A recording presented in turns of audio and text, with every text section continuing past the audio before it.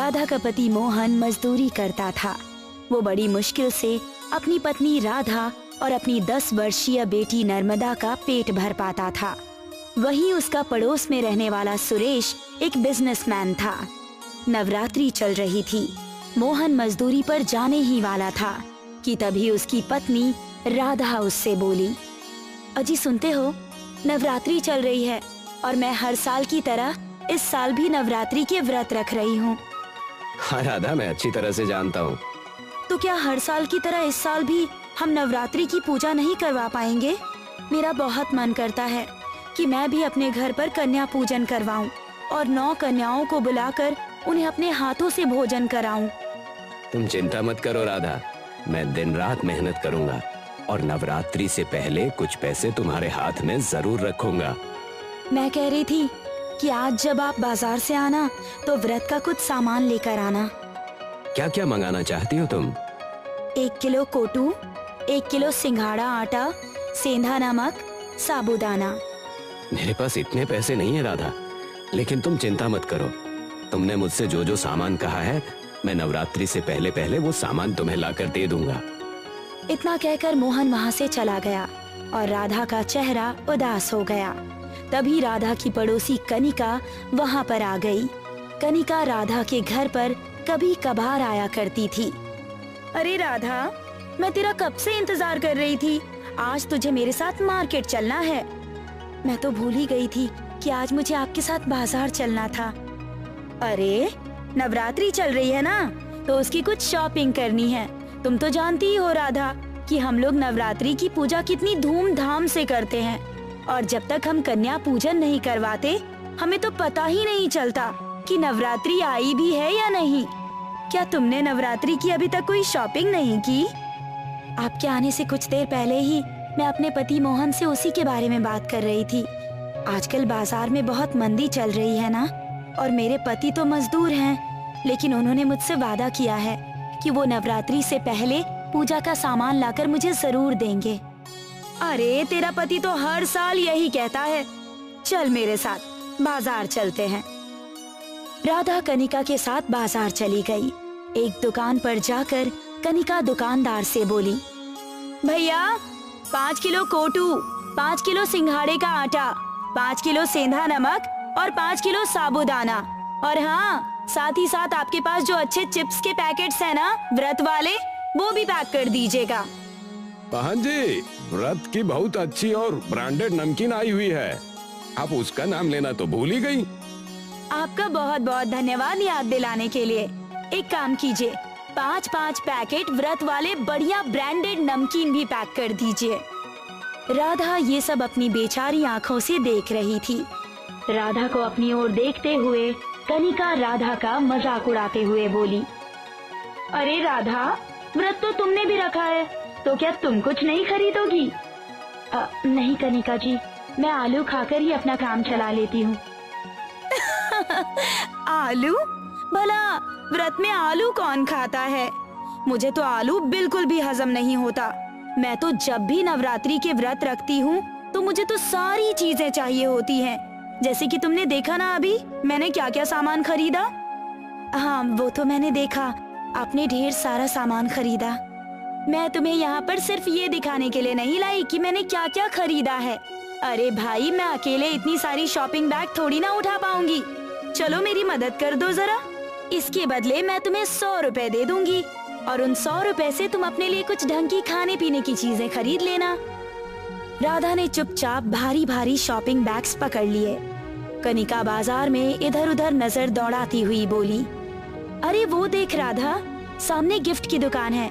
सोच रही हूँ कि इस बार नवरात्रि में जिन कन्याओं को मैं भोजन करवाऊंगी उन्हें महंगे महंगे गिफ्ट भी दे दूं। तुम तो जानती ही हो, हर साल नवरात्रि में कन्याओं को महंगे महंगे गिफ्ट देती हूँ मैं। इस बात को तो मोहल्ले में सभी लोग जानते हैं। कनिका ने उस गिफ्ट की दुकान से बहुत महंगे महंगे गिफ्ट खरीदे। कुछ देर बाद कनिका राधा के साथ उसके घर पर गई और अपना पर्स देखने लगी। मुझे माफ करना राधा, मैंने अपने पति से 3000 रुपए लिए थे और मैं सारे पैसों की शॉपिंग कराई। मेरे पास तो छुट्टे पैसे बचे ही नहीं। कोई बात नहीं, आप मुझे कल दे दीजिएगा। तुम कितनी अच्छी हो राधा, कल हम फिर से बाजार चलेंगे और शॉपिंग करेंगे। हाँ। इतना बोलकर कनिका अपने घर के अंदर चली गई और राधा मुंह लटकाकर अपने घर वापस आ गई। राधा को देखकर उसकी 10 वर्षीय पुत्री नर्मदा दौड़ती हुई आई। माँ, आप बाजार से अपने लिए कुछ लेकर नहीं आई? मुझे तो लगा था कि आप कनिका आंटी की तरह ढेर सारी शॉपिंग करके आएंगी।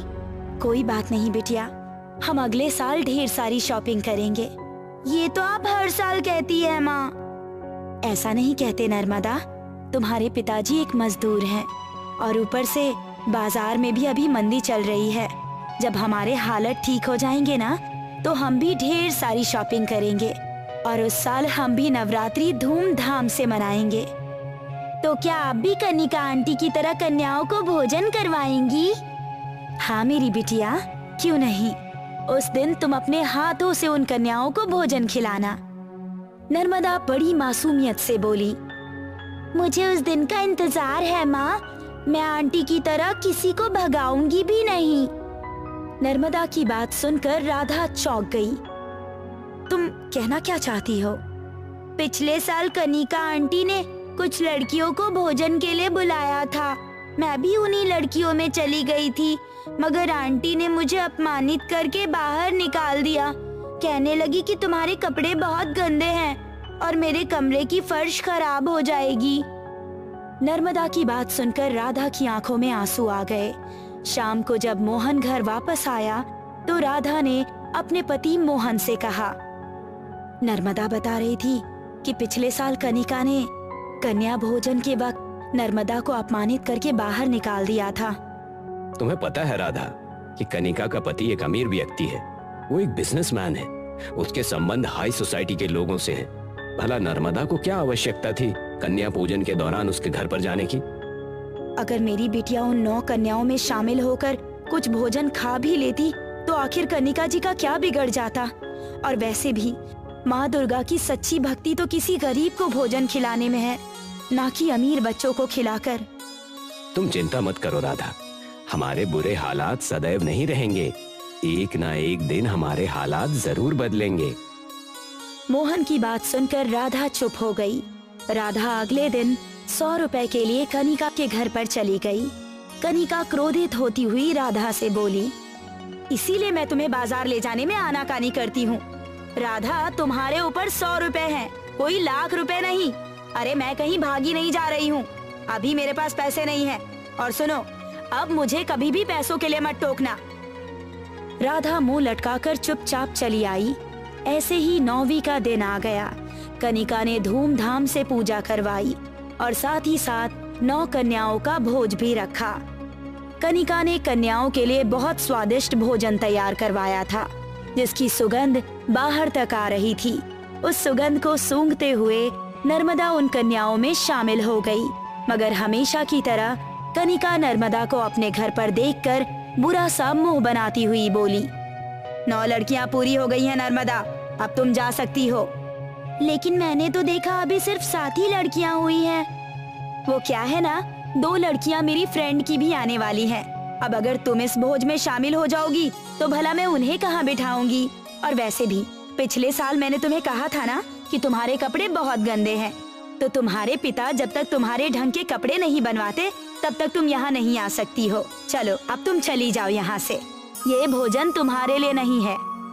नर्मदा के जाने के बाद सुरेश कनिका से बोला, तुमने बिल्कुल सही किया। अगर तुम इसे बाहर नहीं निकालती तो मैं इसे धक्के देकर बाहर निकाल देता। तुमसे कितनी बार कहा है कि तुम अपनी पड़ोसी राधा को मुंह मत लगाया करो। अजी, मैं फालतू में मुंह नहीं लगाती। अगर उसे मुंह लगाती हूँ तो उसके बदले बहुत सारा काम भी करवाती हूँ। नर्मदा मुंह लटकाकर रोती हुई अपने घर चली गई। नर्मदा को देखकर राधा समझ गई कि कनिका ने इस बार भी नर्मदा को कन्या भोज में शामिल नहीं किया। राधा नर्मदा को गले लगाती हुई बोली, देखो तुम्हारे पिताजी पूजा का सामान लेकर आए हैं, और वैसे भी माँ दुर्गा अच्छा भोजन और ढेर सारे कपड़ों से प्रसन्न नहीं होती। वो तो अपने भक्तों की भक्ति देखकर प्रसन्न होती हैं।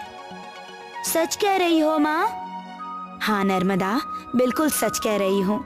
माँ दुर्गा अपने भक्तों के सच्चे मन से प्रसन्न होती हैं, और मैं अच्छी तरह से जानती हूँ कि तुम्हारा मन बहुत सच्चा है। इतना बोलकर राधा ने नर्मदा को गले लगा लिया और नर्मदा खुश हो गई। अगले दिन दशहरा था। दशहरे में सभी लोग रावण जलाने की तैयारी कर रहे थे।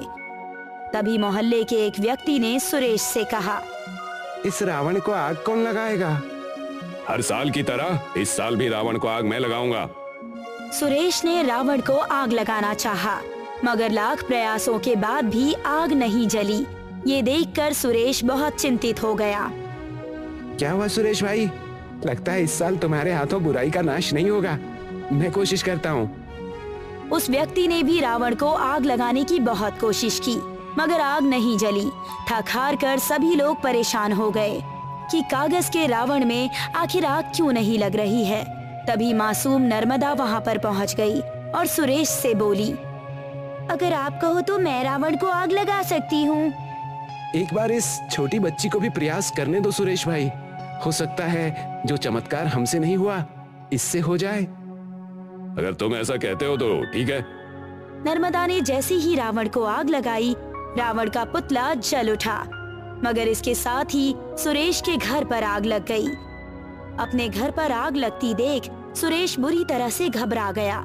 जैसे जैसे रावण का पुतला जल रहा था, सुरेश का घर भी धुआं हो रहा था। सुरेश की पत्नी कनिका चीखती हुई बोली, अरे अरे मेरे घर में आग लग गई है, कोई बचाओ बचाओ, मेरी बेटी अंदर है। कनिका की बात सुनकर राधा दौड़ती हुई कनिका के घर के अंदर घुस गई और उसकी बेटी को बाहर निकाल कर ले आई। तभी सुरेश के मोबाइल पर उसके ऑफिस से फोन आया कि उसकी फैक्ट्री में भी आग लग गई है। सुरेश सड़क पर आ चुका था। तभी एक चमत्कार हुआ। अचानक वहाँ पर रंग बिरंगी किरणें फूटने लगी और माँ दुर्गा वहाँ पर प्रकट हो गई। माँ दुर्गा को देखकर सभी लोग उसके चरणों में गिर गए। ये तुम्हारे कर्मों की सजा है सुरेश और कनिका। तुमने कन्या भोज के दौरान एक गरीब बच्ची को अपमानित किया। तुम्हें धनवान रहने का कोई अधिकार नहीं। तुम्हें अपने पापों का प्रायश्चित करना होगा। इतना कहकर माँ दुर्गा वहाँ से गायब हो गई और सुरेश सड़क पर आ गया। राधा अपनी बेटी नर्मदा को लेकर घर आ गई कि तभी उसका पति मोहन खुश होता हुआ वहाँ पर आया। उसके साथ 9 बच्चियां थी। राधा, मैं इन 9 बेसहारा लड़कियों को यहाँ पर लेकर आया हूँ। हम इन्हें ही भोज कराएंगे। लेकिन आपके पास तो पैसे नहीं थे ना? मैं तुम्हें बताता हूँ राधा, मैं जिस जगह पर मजदूरी कर रहा था वहाँ पर मुझे सोने के सिक्कों का थैला मिला है। लगता है ये माँ दुर्गा का आशीर्वाद है। माँ दुर्गा ने हमारी सुन ली। राधा ने सारी घटना मोहन को बता दी। बुरे के साथ हमेशा बुरा होता है राधा। राधा उन 9 लड़कियों को अपने घर में बिठाकर खाना परोसने लगी और सारी कन्याएं अपना भोजन आनंदित होकर खाने लगी और उन्हें मिठाइयाँ और बहुत सारे कपड़े देने लगी। उस दिन के बाद मोहन का परिवार अमीर हो गया और सुरेश का परिवार गरीब हो गया और इसी के साथ बुराई की हार हुई और अच्छाई और सच्चाई की जीत।